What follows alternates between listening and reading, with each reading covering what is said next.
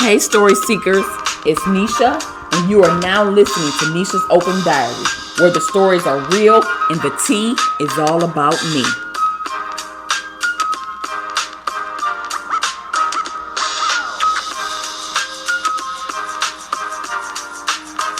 Welcome to Nesha's Open Diary. I am Nesha, and you are listening to Nesha's Open Diary, where my story times are true and my experiences are real. This story time is about a car accident I should have never been in. Okay, I had recently bought a car, and this was my first car. It was raggedy and it was a piece of crap. I was trying to teach myself how to drive because nobody else was trying to teach me for real. So I got my temporary permit and I bought a car, and I know it was previous to me getting my license. Now I know that I shouldn't have been driving in the first place, but I was trying to elevate. I was trying to better myself, and I was tired of walking. I was tired of riding public transportation, and I was tired of depending on other people to take me to do what I had to do. And at this particular time, I was living with my aunt who has two kids, a boy who was the same age as me and a girl who was 2 years younger than me. And at the time, I was about 19. And one morning, my cousin had to go to work. And he was working at this factory, a very well-known factory called Stouffer's, that manufactures food products. And he needed a way to work because I think his car was like broken down. It was in need of repair or something. I know it wasn't running. So my aunt asked me to take him to work because she had to go to work. But you don't know her. Like, she's the kind of person that basically if she asks you, you gonna do it because it's just a way about her that you feel like you can't say no. And she made me feel like I couldn't say no. And now as soon as she asked me, I was like, oh boy, because I didn't want to take him. So I go and I asked his sister to ride with me, and she flat out said no. Keep in mind, I'm a new driver. I'm trying to learn how to drive, and I'm not comfortable on the road as of yet. My aunt and my cousins were all aware of this fact. Not only that, I was scared and nervous driving. I mean, my palms would be sweating. I'd be shaking, scared as hell. So I was already very nervous in general. So we get in the car, and I drive him to work. We make it all the way to his job, and then we get to this one intersection, which is a very busy intersection. It's a very busy area in general. A high traffic volume area, and I'm at this light, and the light turns green. And you know how like when the light turns green but you don't have an arrow, so you know you inch up under the light,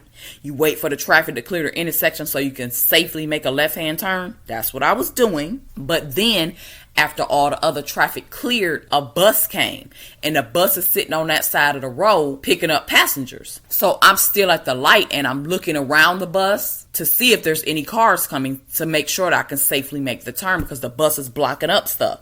So I proceed to turn because I can clearly see the bus is in the oncoming traffic, but I can clearly see that bus is not going to move because there is people getting on it. So I see that I can clearly go. There's nobody in the other lane coming towards me or none of this. Okay. So the bus was sitting where there's a freeway ramp. And so I began to turn. And as soon as I start turning, tell me why a car comes off the freeway ramp, flying off the freeway ramp. He jumps into the other lane to go around the bus, and bam, he slams right into the right side of me as I'm making this turn. Next thing I know, I'm spent around in the intersection. There's pieces of his car in the road, and the man's front end of his car is messed up. My car is messed up, and I'm just stunned. My cousin is just sitting there, and it seemed like he just consumed with getting to work. He don't care about nothing. He just trying to get to work so he don't be late. And then eventually the police is there, and they ask, is everybody okay? And then he asked me, is the car operable? And then he has me pull the car off the intersection, which is into this like driveway that leads up to where the factory that my cousin works in is at. So he pulls me up and tells me to pull up into that little driveway or whatever, so the other traffic can go around and stuff or whatever. And then my cousin looks at me and says, well, I gotta go. I gotta get to work. And he gets out of the car and walks up the driveway that leads up to his job and went to work. And after he left, the police officer came, and he was giving me a citation for no license and no insurance. And he gave me a ticket, and I got some fines too and a court date. I then was petrified to even drive at all. So now I have to drive home with my car sitting lopsided while I'm shaking up and not wanting to be behind the wheel at all. I get back to the house and I tell my cousin and my aunt what happened. And I was mad because I didn't want to take him in the first place. This was y'all that got me taking him here. More so his mother, basically. And I had asked his sister to ride with me because she already drive. And she could have directed me on what to do or whatever if I had done something wrong. And I felt like I was pressured into driving him. But if you know my cousin and know how he is the type of person that would not have taken me to work if the shoe was on the other foot. He wouldn't have taken me to work no matter what. He is very selfish in that way. And that's why I felt away when he just got out the car and went to work. And I'm not saying that he should have just dropped it and ended up being late for work or none of that. It just seemed like he didn't care for real. And that's why I felt away when he just got out of the car and left, because you just will have to know how he is. And he didn't care as long as, he got to where he had to go and that you do whatever he wants you to do. But he is not one to reciprocate. So I end up having this accident hanging over my head for years. The other driver had insurance. I did not. The other driver had Progressive, in fact. So then I was sued for the damages. Okay. I had to go to court. I had to pay fines, and I also had to get what is known as a SR22 bond to clear up the issues to be able to drive, because even though I had never had a license, it still got suspended. And even though I had a temporary license,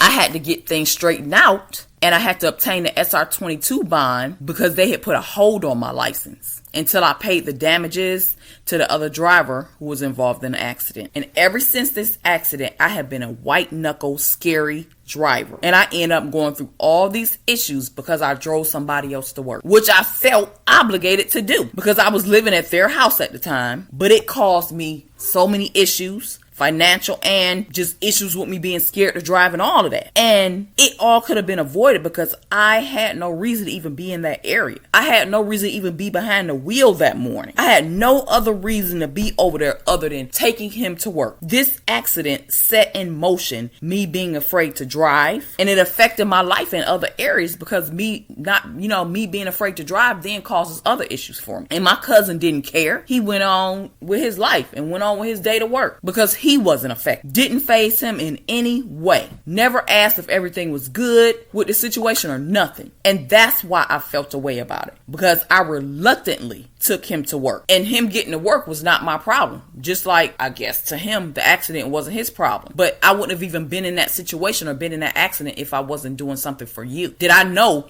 that you wouldn't have done for me? But this is the time that I got pressured into driving my cousin to work, and I got into an accident, and it caused some other issues for me due to that accident. All right, story seekers, that is all for this story time. I am out of here. Make sure you follow me on all socials at Nesha's Open Diary and my website at neshasOpenDiary.podbean.com. And until next time, I will meet you where the pen meets the diary. All right, story seekers, that does it for this story time. I'm out of here. Until next time, make sure you tap in, follow me on Facebook and Instagram at Nesha's Open Diary, and I will meet you where the pen meets the diary.